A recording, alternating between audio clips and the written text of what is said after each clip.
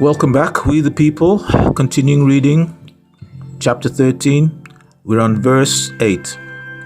King James mistranslation.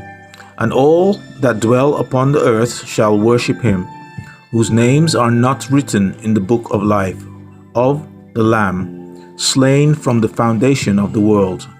Close quotation. Dr. York's right translation. And all who dwell on the planet earth worship him, the United States, and its pale Jewish image of Jesus. In worshiping this image of the fake Messiah Jesus, you are actually worshiping the so-called Jew. The Christians and Jews whose names are not written in the scroll of life of the Lamb, and the original seed who was slaughtered since the formation of the world, since Cadmon, in brackets Adam, and Nicabors, in brackets Hawa or Eve, close brackets, sons when Cain slew his brother Abel. Moving on to verse 9. King James translation.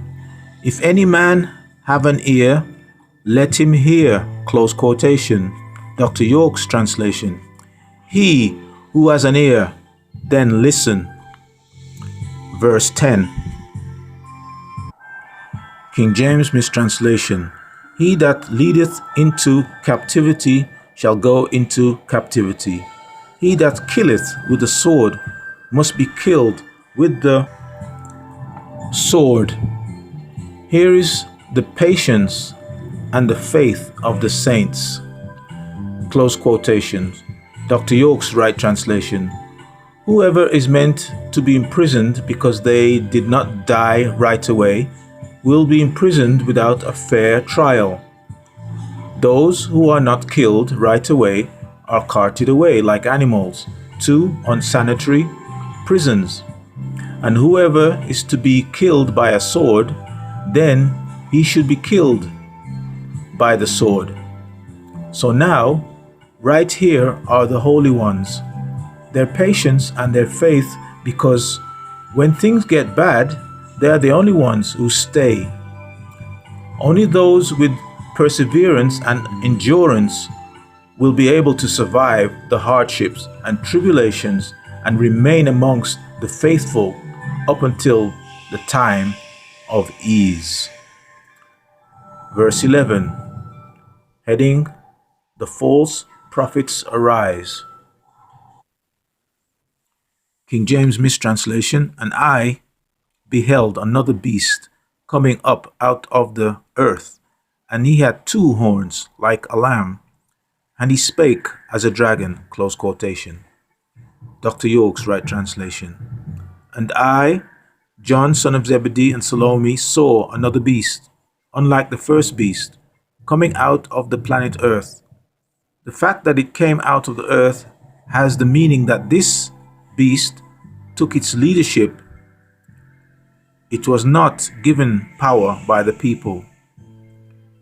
He had two horns, representing the many antichrists or many Dajjals, who have been in power throughout the time around the world, from both religious and political arenas.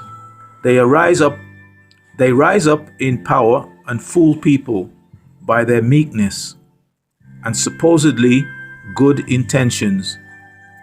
They appear as lambs, innocent and genuine for the masses of people, but in actuality they are frauds. Two such Dajjals are John F. Kennedy, the 35th President of the United States, and Pope Paul VI. They were both in power during the birth of the Antichrist. These two horns represent the division of church and state. John F. Kennedy was a Catholic, the first Catholic to become President of the United States. His demeanor was extremely pleasant and likable, which captivated both Caucasians and Nubians. Yet it was JFK who was responsible for starting the Vietnam War and granting funds to NASA for extensive outer space travel and exploration. Pope Paul VI was the first pope ever to come to the United States. On October 4th, 1965 AD, the Pope visited for 13 hours under the pretense that it was a personal appeal to the United Nations for peace. Was Pope Paul VI, as other succeeding popes, made extensive use of his power to control not only the religious faction of the state, but also the decisions which are made by political heads of various countries around the world.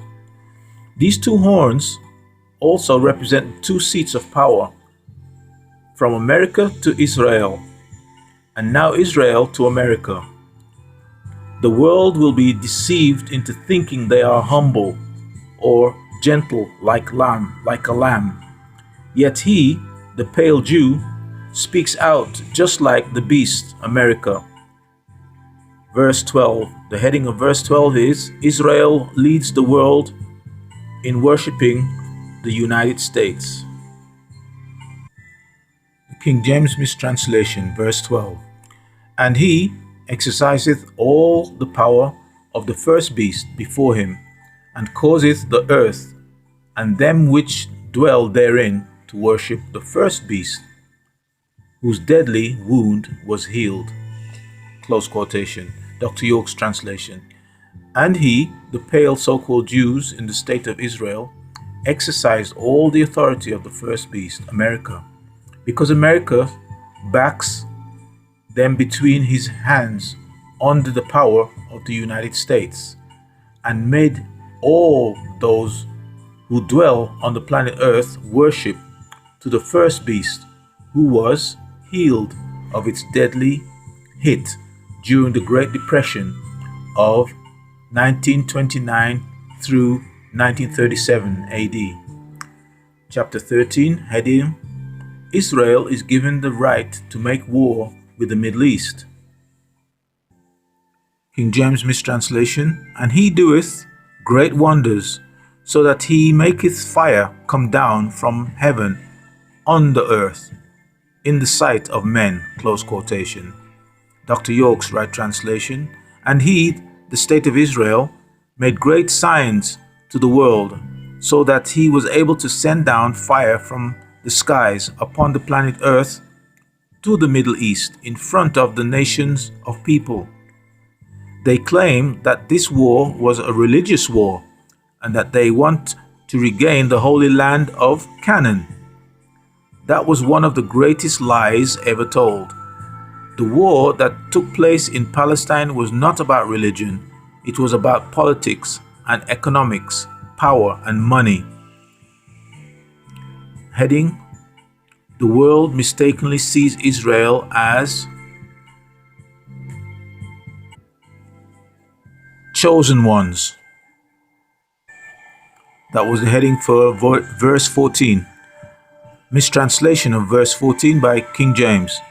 And deceiveth them that dwell on the earth by the means of those miracles which he had power to do in the sight of the beast, saying to them that dwell on the earth, that they should make an image to the beast, which had the wound of a sword, and did live. Close quotation. Dr. York's right translation. And he led into ignorance those that dwell on the planet Earth by tricking and deceiving the whole world into thinking they are the Most High's chosen people, the descendants of the Israelites by way of Abraham. This is what Revelation chapter 3 was referring to when it said people will think the Israelites still exist. They are not the true Israelites. The true Israelites were a pure Nubian seed who failed to be faithful and forfeited their covenant with Yahweh by adulterating the laws that he places in their hands. For 430 years, the children of Israel toiled, and we will continue this reading on the other side, people. So see you on the other side.